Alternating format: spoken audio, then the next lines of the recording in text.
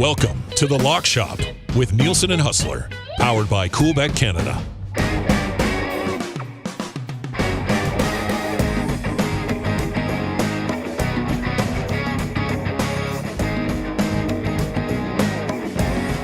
Happy Thursday, everybody. Welcome back inside The Lock Shop. Dusty and Huss back with you once again, getting you set for CFL Week 8. We did great in the CFL last week, so that was outstanding as well. And Huss, as you just mentioned, we are about a month away from banging out 5 to 6 episodes of The Lock Shop every week because the NFL will be back, and then we'll have NFL Monday night episodes, Sunday, Saturday, Friday, Thursday night, still doing CFL episodes every week, and you mix in golf, and then eventually hockey hits and everything goes off the rails. So we got a busy time coming up, buddy. Yeah, enjoy these next few weeks because we're getting crazy as we get into September. I'm already into, and I mean, listen, there's nothing going on hockey-wise right now. Bombers are on the bye week this week, so it's even quieter on the CFL here in Winnipeg. Yeah. I've been diving into a little more NFL, lots of news from around training camps. I mean, you can, this is our last week without any NFL football because the Hall of Fame game is next week and we're into the preseason. And next thing you know, dude, we're going to be getting ready to make picks each and every week. We raised the bar very high last year. We did last year. NFL picks. So see if we can continue that. I just got my tickets for the Chiefs and Vikings in Minneapolis. Hey? I did. And I'm, you know what? I shouldn't even say this right now because I'm afraid my folks, my family might be listening. But I was looking at when I'm going to go down to KC to see games at Arrowhead. And of course, I've got a really close friend down there. Said, let me know when you're coming and I'll save the tickets. Well, I couldn't help but notice that Christmas Day, there is a Monday nighter against the Raiders. And then New Year's Eve, AFC Championship rematch against the Bengals. Ooh. And again, this is the beauty of being a single guy, but I think it might be Christmas at Arrowhead for us. Buddy, that would be amazing for you, dude. Oh, my God. That'd be good. 2 games in 6 days. And this is a fun time. I mean, you're especially if, you do an annual trip with some of your buddies, just going over all the possibilities. The one game I really wanted to go to was the Super Bowl rematch, Chiefs-Eagles, Monday night, November 20th. That's the day after the Grey Cup. Day after the Grey Cup, yeah. And I'm pretty sure that WST will be boots on the ground in Hamilton for that week. And that would be a very tough turnaround to make it from the Hammer to Kansas City in time to do that. And hey, hopefully that'll be a big show for WST because maybe the Bombers will be back in the big game. But we don't have a lot of Bomber talk today because they're off. But some other pretty interesting games coming up in the week. What are you calling this week? I just have the one game here. I get to stay home for a weekend, man. I got BC and Edmonton, the second half of that double dip on Saturday, which will be very intriguing. It's an interesting number, actually. When people see our board, we're only going head-to-head on one game, and that's it. I mean, I like when you sent your picks, and I was like, oh, yeah, we're on the same wavelength this week. So let's dive into it. Week 8 in the CFL. We did hit that plus 750 partner parlay last week. We'll build another one this week. I think it's coming together somewhat nicely. We'll have to discuss this Toronto-Saskatchewan game. But, Huss, Ottawa, how can you not ride the red-hot Red Blacks right now? Listen, they're probably going to win an OT again. But just listen, you just mentioned Toronto. I just have to get this out. I am still sick to my stomach over what happened in LA between the Jays and Dodgers 2 nights ago. Oh, my God. It prevented that partner parlay. That was in. That was done. Tampa in the bank. Houston in the bank. 7-3 in the 9th inning. Eric Swanson mixed in a freaking out. I'm still... that was a killer. A killer. And I am still. And the fact of the matter was, they won 2 out of 3. I mean, that should have been a sweep for the Jays, which would have been huge against a good team. And of course, the one time it collapses in spectacular fashion was when we were on them. Where the hell was Romero? was in the bar watching the game, so I couldn't hear what they're saying. It was quite clear that he wasn't available. They were just throwing this guy out, get 3 outs before they score 4 runs, and it didn't happen. And anyways, it would have been very nice to go back to back, but I have a feeling we'll be on a nice one for this weekend, and we'll get it up at CoolBet real soon. I would think so as well. You were right though. I was sitting there and I was ready to go to bed, and I was like, oh, I got to ride this out. Then when the dog, because our text group was great. We're like, oh yeah, here we go, let's go. And then it's just like puking emojis. It's just like, what has happened? Big Uke is in the YouTube chat right now, and he says, I was mad. I stayed up to watch that collapse. I know, but it's better than waking up in the morning thinking you won and realizing that they blew it as well. Like. Yeah. Why get a good sleep? Why not go to bed angry, having known the disaster that happened? I don't know. I guess I could go either way on that. But yeah, man. I mean, back to the CFL. This Ottawa team. I mean, listen. I still can't believe what happened in that Ottawa-Winnipeg game. I mean, one of the craziest all-time, most improbable comebacks you will ever see. I'll tell you what. They just needed something to go right for that team. And what a performance in OT. Crum, back-to-back OT wins. I don't know when the last time that happened in the CFL was, especially for a guy making his first 2 starts. But listen, he's electric. He's as good of a running quarterback as we've seen in a long time. His running totals have been insane, by the way. We don't have them yet, but I mean, well into the 70s for a quarterback in the CFL. You don't see that very often. I mean, I've said this before in the program. I love Bob Dice. I think he's an incredible leader of men. I think these guys are going to run through a wall for their head coach. And I got to tell you, man, Ottawa's got some momentum coming out of these last couple wins. They're going to get back home. I know people. Well, it's been interesting to see that line come down from 3.5 to 1.5. And obviously it sounds like Bo Mitchell's going to be back. Yeah, Bo is listed as the starter. So I'm not sure that makes such a big difference, to be honest with you. I am hasn't played in weeks. I'm loving the Red Blacks right now and what they've got going on. And it was a way easier to lay the 1.5 than it was 3.5 a little earlier this week.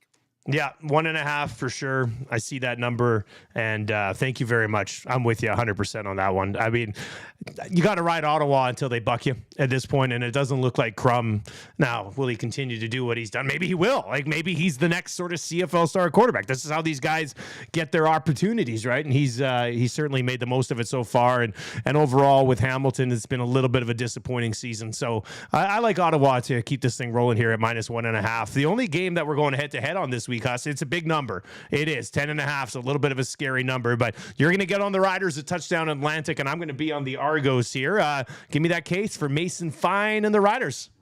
Well, listen, I'm not going to sit here and stump for the Riders and say they're so great, although they do have a certain difference maker on special teams that can flip a game and certainly flip a point spread in one play. I just think that this number is too big, and it kind of reminds me of the BC last week. Recall that game was originally 7.5. It very quickly went to 8.5 or 9.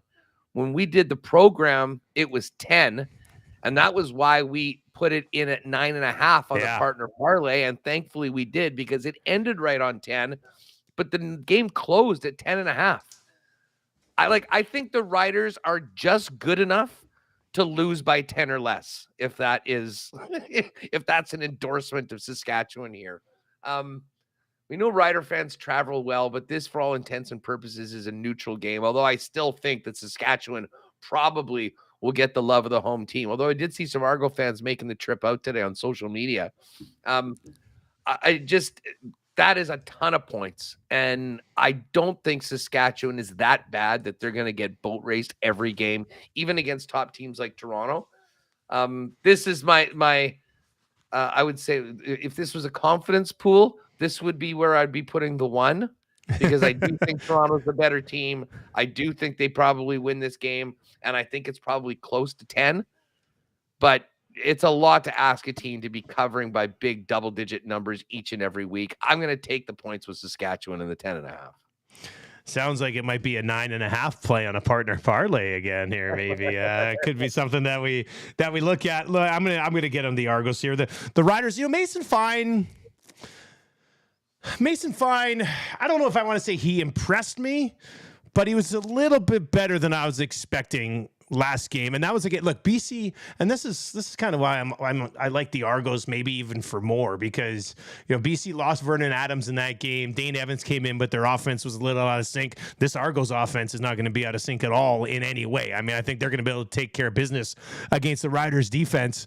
The one thing that BC did in that game, and it was rather remarkable, like the Riders couldn't get any yak yards. As soon as they had a completion, tackles aren't missed. Like the BC Lions took care of business against them. I think Toronto's defense can be just as good, and I think their offense will probably be better because they weren't throwing Dane Evans in on short notice in this ball game. So I'm going to take Toronto here to continue to roll at -10.5. If you look at the Argos so far, they beat the that's preseason. They beat the Lions, they beat the Alouettes, they beat the Ticats all rather comfortably. They beat the Ticats twice, they beat the Elks, they beat the Red Blacks. I mean, they've beaten the bad teams, they've beaten the good teams in the league as well. So I just don't know what level of team the Riders are at right now. So I'm going to take the Argos at 10.5. I'm with you. I mean, of the 4 games this week, this would be the one that I'm least confident in. I really like all the other games a lot. And this one I don't necessarily love, but I can't down Toronto in any way right now. So I'm going to stick with the Argos. Yeah. Again, I mean, this is just a tough pick once you get to a big number on that. But I mean, hey, the Argos are 5-0 for a reason. They're a big favorite in this game for a reason. And we'll see whether the Riders can hang tight with Toronto or whether the Argos just continue rolling up to half a dozen wins on the season without a blemish. You mentioned BC. And were you calling the BC game last week? Yes, I did. Yeah, BC and the Riders. I had that one in Vancouver, yeah. Hey, obviously, the big news coming out of that was the injury to Vernon Adams. But I thought Dane Evans acquitted himself quite well. Now, he throws the ball well, doesn't he? Like, he throws a good ball. He does. But you know what else he does, Dusty? And I'm not sure whether you guys talked about it on the broadcast because I was watching it in the spot with no sound. However, Dane Evans quarterback Selly after his touchdown, where he did the kind of that gymnastic move, like the Karate Kid thing, like jumps onto his thing and run it. That was an all-time quarterback TD celebration. Yeah, I don't think Dane Evans got enough credit from people watching or people talking about the CFL for how cool that looked to do that after a touchdown. Now, maybe he'll get a few more chances to do it this week and try and put a few more up. Hey, we remember Dane Evans did not have a great season last year. He did, however, slice and dice a very good Winnipeg Blue Bomber team to the tune of 5 touchdowns in a big win last year. I'm a little higher on Dane Evans than I think a lot of other people are, and I'm not sure that this is such a big drop-off going from Vernon Adams to Dane Evans. So, you look at this game right now, BC 7.5. Yeah, it is a relatively big number, but the Elks are the Elks. The Elks don't win at home.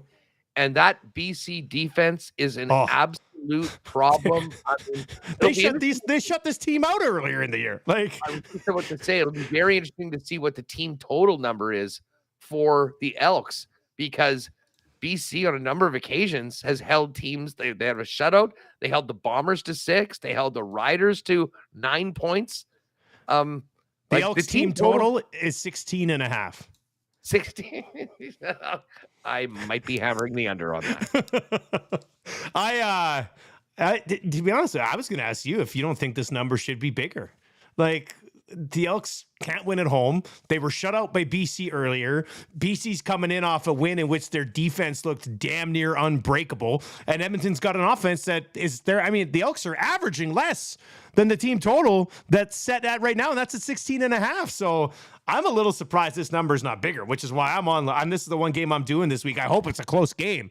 And Edmonton's defense can keep them in games early, but then they're on the field for so long that they're just exhausted and teams just put it away at the end. But I mean, to me, this is a no-brainer. BC -7.5 all day. Yeah, I think it's just a long night for the Edmonton offense. I think the BC defense continues to eat. The offense doesn't even need to be amazing. I think they'll get so many opportunities just on the backs of that defense that I can't go anywhere else. I wouldn't at all be surprised, to your point, though, about this number. As we get closer to Saturday night, I think it ends up probably in the 9 range as opposed to where we're at right now at 7.5. All right, and then the other game we've got Calgary heads out east to take on the Montreal Alouettes. Alouettes coming off a bye, and Calgary 2.5-point dogs here, so just inside that 3 number, Huss, but not going to scare us away at 2.5. No, although, mentioning that bye week for Montreal and the travel for Calgary, although, I mean, it's not a short week for them. I mean, they basically get the full week. Montreal has kind of feasted sometimes on Western teams that have to go all the way out there and maybe have enjoyed Montreal on a Saturday night, especially for a Sunday game. That being said, I think Calgary sort of is turning the corner. And they got to win games. I mean, they lost again last week to Ottawa. They're basically in a dogfight right now with Saskatchewan for who's going to be third place in the West.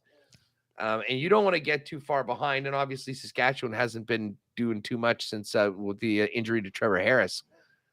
I've just seen really good things from Jake Maier in the last couple of weeks. I mean, to me, this all comes down to the quarterback position. And with Jake Maier playing the way he is, even in the loss last week, I got to think there's more to come from the Calgary Stampeders. And again, I will take the 2.5 points. I'll probably have a little money line bet on Calgary because I think they do win this game, realizing even though it's early, there's got to be a real sense of urgency to get a win and maybe get one back on one that got away on them at the hands of Ottawa last week on home field. Like you look at the Calgary, I'm pretty comfortable with this Calgary pick here, and you laid out some really good cases for it. But you look at Calgary's schedule and results so far this year. They lost to the Lions. Really good football team. They beat the Red Blacks in week 2. They lost in overtime to the Riders in week 3. They lost to the Bombers, a really good team. They beat the Riders in a close one with the Hail Mary and then Paredes game winner. And then they lose to the Red Blacks on a crazy game in overtime as well, right? So like they've lost to a couple really good teams and then lost some squeakers. I think Calgary's a better team than this 2-4 record would lead us to believe. And you mentioned Jake Maier, man. Jake Maier at the beginning of the season, I was like, oh man, but he looks locked in for the last 2 weeks. So I think that and you mentioned it, man, they need this game. I know it's only week 8, but the Calgary Stampeders need this game because that third spot in the West is just sitting there for the taking. So Calgary plus 2.5. Love it. Absolutely love it this week. So, I mean, Huss, we like BC minus 7.5. We like Calgary plus 2.5. We like Ottawa. We do like Ottawa, and that game's not till Friday, so we'd have a full day to get this thing in there, right? So maybe we'll send that to the boys. Just go with the 3 games that we like. Let's go with the 3 games that we're in unison in. Let's get it in right now because I think these numbers may change. Boys are probably watching, but I'll text them anyway. They could very well be. So and again, we hit the plus. What was it? Plus 725, I think, last week. Yeah. On our 3-gamer. And let's do it again. And God knows the gambling gods owe us one after that freaking Blue Jay game 2 days ago. So Ottawa minus 1.5, BC minus 7.5, and Calgary plus 2.5. We will lock that in. Head on over to the Coolbet exclusives, and we'll hopefully get back in the win column.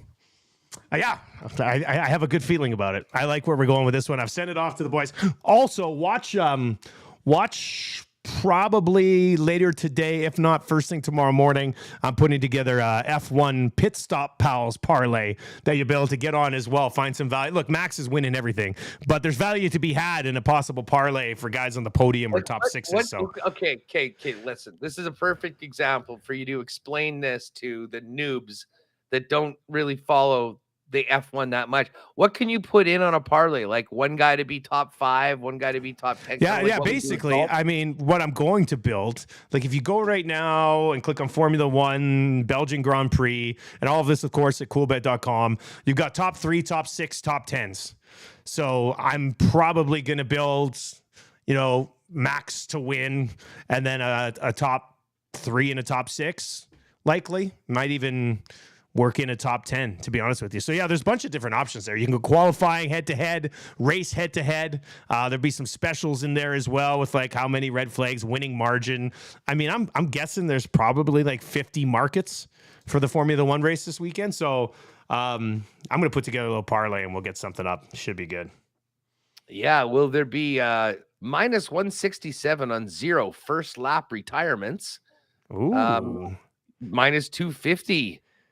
Yes, for the virtual safety car. Total classified cars. Odd is even money. Even is minus 125. Race winner to set fastest lap. Yeah, this is actually some pretty neat. There's a neat lot of odds stuff in there, buddy. Red flag. Yes, plus on 175. there. No, minus 250. Hey, do we have any, just before we go, do we have any lines for the festivities of the AM Nasty Bash? Well, wait a second. Are you flying in? Because we've got people flying in from Atlanta and Ontario. And the AM Nasty Summer Bash on Friday night will be documented. And I mean, the video will certainly be edited, but it will be documented. And it should be a pretty good time, buddy. We got like 200 nasties coming to party with us on Friday night. So it should be fun. It's going to be a good time. I can't wait to hear about it. I guess there's still a chance I might jump on an early flight tomorrow and go up there. WestJet has directs. Fly back pretty easy with that half decent deal on Sunday too. Maybe take in the Elks. Maybe I could be there for history. The 21st straight home loss. That's a possibility, buddy. Man, people would lose their shit if you rolled in there. I mean, I would lose my shit if you rolled in there. But yeah, Chaz on the YouTube chat says, is there a special guest flying in from Winnipeg? Well, we'll see. We'll see. It should be it's going to be a good time. And yeah, it's going to be a real fun way to kind of put a rapper on the show. So it should be fun. Looking forward to it, buddy. You know what? Just give everyone a shout out and make sure, get LTE's speaking parts done early. That's all. At his wedding, he thanked every single person. And there was like 120 people at his wedding. And he thanked every single one of them, which is an all-time move. Yeah, that was good. We had actually, there'll be a lot of cool bet stuff out in Winnipeg today. I gave a bunch of stuff out to so many cool bettors, part of the Lock Shop and Winnipeg Sports Talk team here. We had over 100 people come and join us at the ball game last night and just had an absolutely awesome time. So shout out to the cool bettors who were there. But yes, have a great one tomorrow. And we will get that partner parlay up. Let's go back-to-back weeks in the CFL. And we will never speak of Tuesday's Blue Jays game again. See you later, buddy. Later.